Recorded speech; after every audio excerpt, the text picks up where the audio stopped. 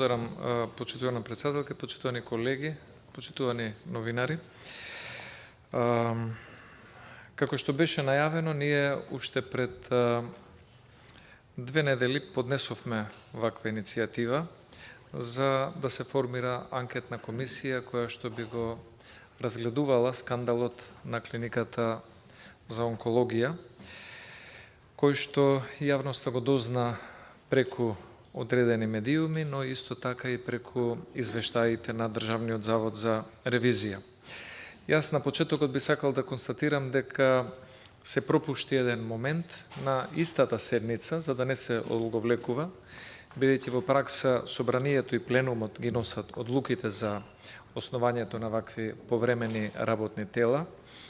како што се анкетните комисии, требаше уште тогаш да се изгласа самата структура и состав на комисијата, за да може веќе комисијата сега и да работи. Така што ова мало закаснување се надевам дека не е со намера.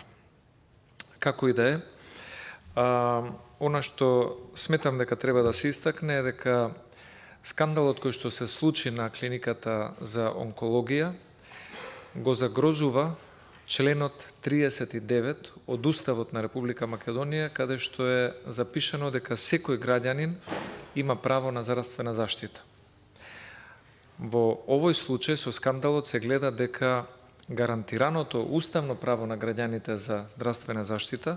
не само што не било испочитувано, туку било и злоупотребено.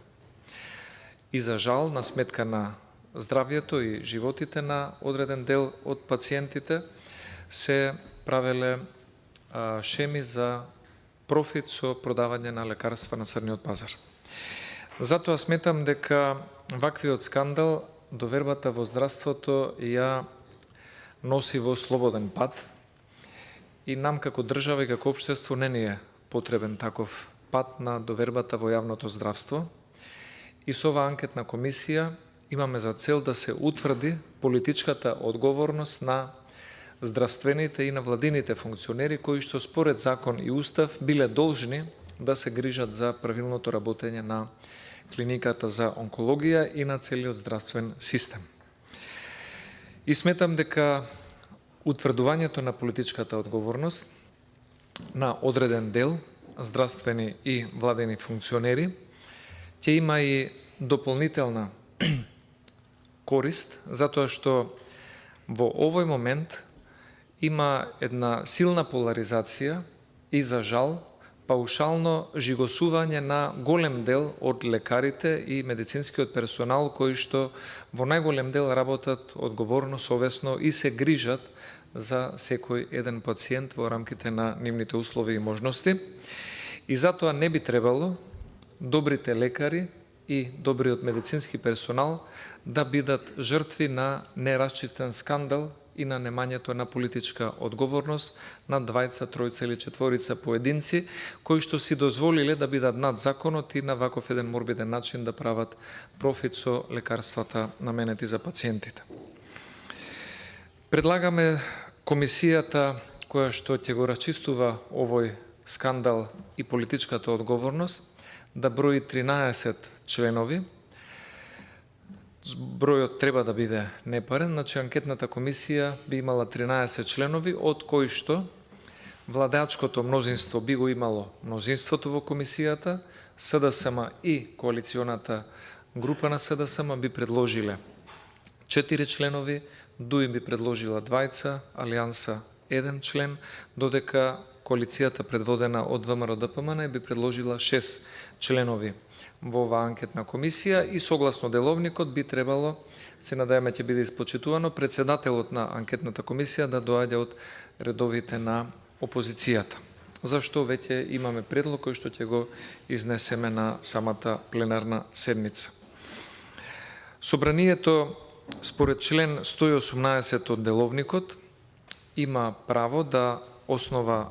повремени работни тела за секое прашање од јавен интерес